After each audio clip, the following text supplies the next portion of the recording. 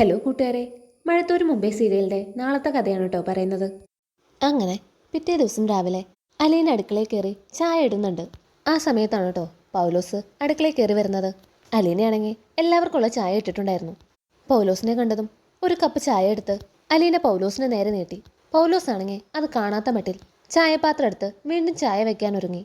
ഇത് കണ്ടതും അലീന പറയുന്നുണ്ട്, അപ്പോൾ പൗലോസേട്ടൻ കോംപ്രമൈസിന് തയ്യാറല്ലല്ലേ? എന്നോട് മത്സരിക്കാനാണ് ഭാവമെങ്കിൽ പെട്ടിയും കിടക്കെടുത്ത് ഇവിടുന്ന് പോകേണ്ടി വരും. 3 ദിവസം ഞാൻ നോക്കും. എന്നിട്ടും ഈ മനോഭാവത്തിന് മാറ്റമില്ലെങ്കിൽ പിന്നെ എനിക്ക് ഒന്നേ പറയാനുള്ളൂ, ഗെറ്റ് ഔട്ട്. അത്രയും പറഞ്ഞ് അലീന അവിടെ നിന്ന് പോയി.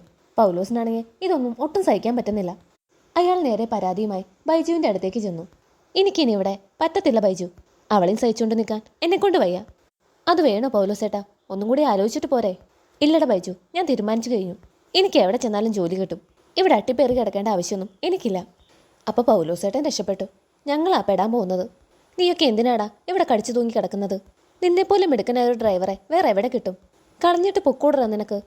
വേറെ എത്ര സ്ഥലത്ത് ഇതിലും നല്ല ശമ്പളത്തിൽ ജോലി കിട്ടും. ഇവിടെ നിന്നാ അവളുടെ ആട്ടും തുപ്പും സഹിച്ച് കിടക്കേണ്ടി വരും. നീയല്ലേ അവളെ പറപ്പിക്കുന്നു പറഞ്ഞ് ആരൊക്കെയോ വിളിച്ചു പറഞ്ഞത്? എന്നിട്ടിപ്പോൾ എന്തായി? വന്നവരെല്ലാം വാലും ചുരുട്ടി ഓടിപ്പോയി.